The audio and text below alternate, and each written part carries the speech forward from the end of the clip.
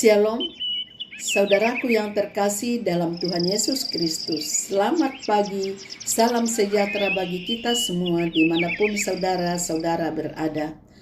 Selamat datang kembali di dalam Renungan Harian Toraja, Jemaat Tangerang, edisi Jumat tanggal 5 September tahun 2025.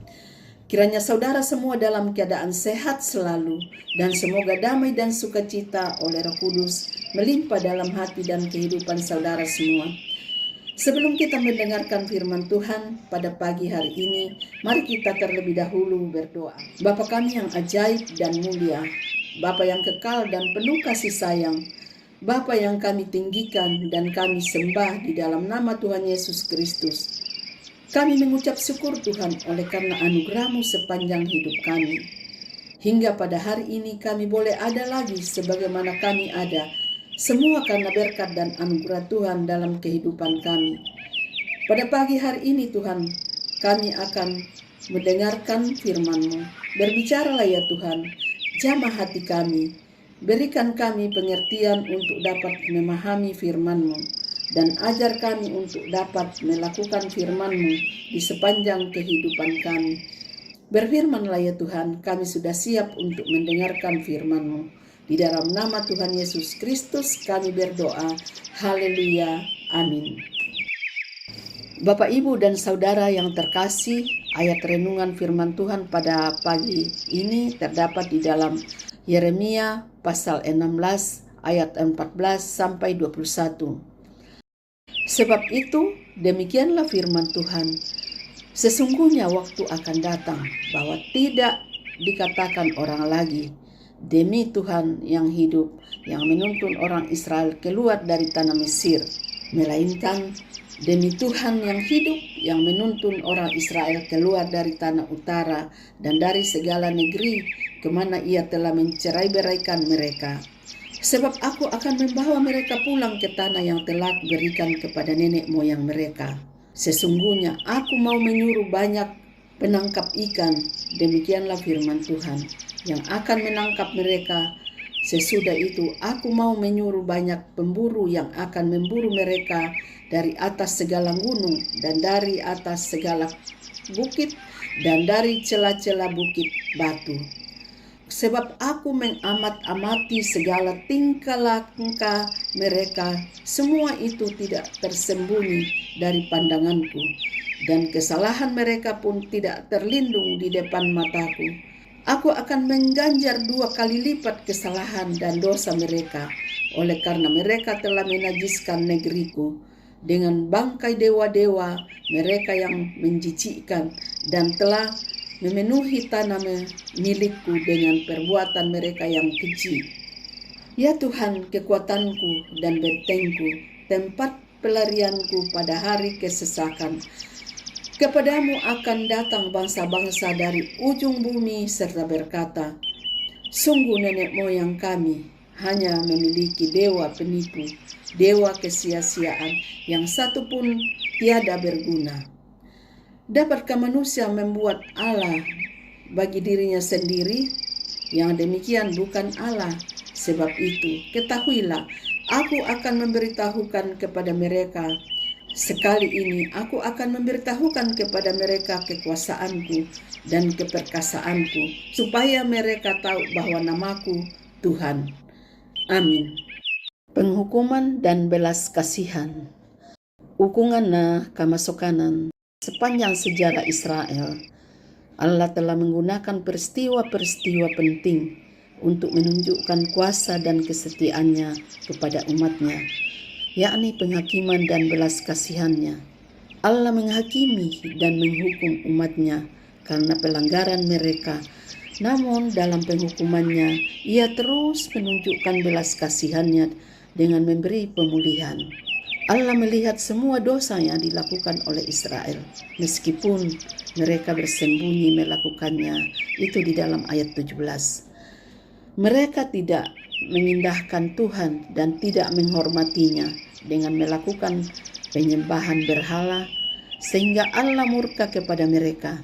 Allah menyatakan umatnya bersalah dan oleh keadilannya, ia menghukum mereka Aku akan mengganjar 2 kali lipat kesalahan dan dosa mereka. Ayat 18. Penghakiman dan hukuman dari Allah memberikan pengajaran bagi mereka. Pertama, ketika Allah menghajar mereka, Ia mengajar mereka.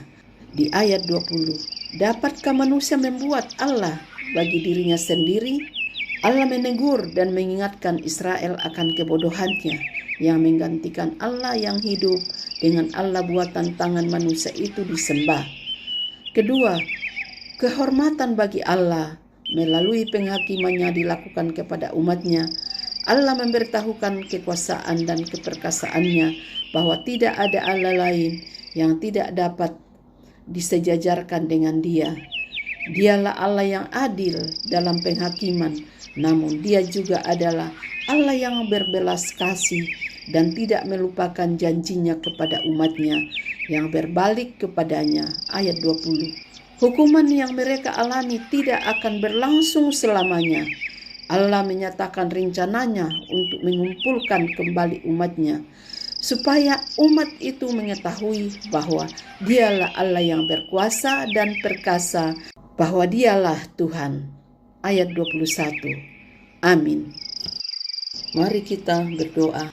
Maha besar Allah kami di dalam kerajaan surga, Bapa yang kami puji dan muliakan di dalam nama Tuhan Yesus Kristus. Kami bersyukur Tuhan atas pertolongan-Mu dan penyertaan-Mu, serta atas berkat-Mu dalam hidup kami. Terima kasih renungan firman-Mu pada hari ini yang mengajarkan kami pentingnya kesetiaan kepadamu dan menjauhkan diri kami dari penyembahan berhala atau ilah-ilah lain. Engkau adalah Allah yang luar biasa. Walaupun Engkau menghukum, tetapi Engkau juga Allah yang mempunyai belas kasih untuk memulihkan kami, umat-Mu. Pengalaman pembuangan Israel akan menjadi pelajaran berharga, membuat kami umat-Mu lebih mengenal-Mu dan mengasihi-Mu, serta menolak segala ilah palsu. Bapa, segala pergumulan dan persoalan hidup kami serahkan dalam tangan-Mu. Biarlah Engkau yang menyelesaikan bagi kami, dan kami hanya berharap kepadamu. Kami berdoa Tuhan buat saudara-saudara kami, umat-umat Tuhan, yang sudah mendengarkan renungan hari ini, yang saat ini sedang mengalami sakit penyakit, pergumulan, masalah, kebutuhan ekonomi. Kiranya Tuhan menjamah kehidupan umat-umat-Mu. Sembuhkan sakit penyakit mereka, pulihkan keadaan umat-Mu, berkati perekonomian mereka, serta berikan jalan keluar dalam setiap pergumulan, masalah yang mereka hadapi. Dan ajarlah kami Tuhan untuk selalu berharap dan percaya sepenuhnya kepadamu. Kiranya Tuhan terus memberkati kehidupan kami, keluarga kami, sanak saudara kami, daerah tempat tinggal kami, bangsa kami dalam keadaan tidak baik-baik saja Tuhan.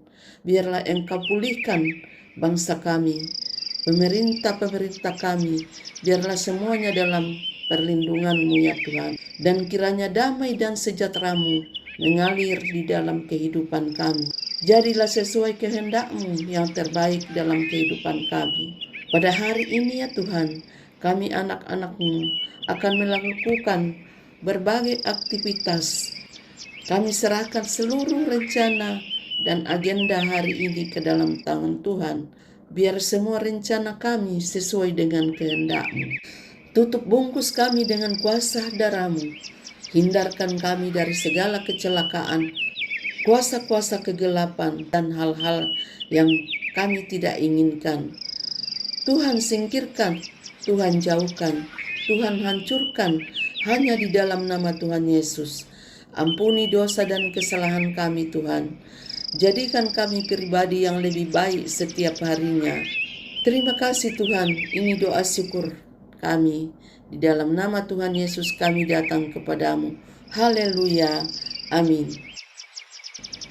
Demikianlah renungan firman Tuhan pada pagi hari ini. Biarlah menjadi berkat buat kita semua yang sudah mendengarkan dan dapat kita lakukan dalam setiap kehidupan kita.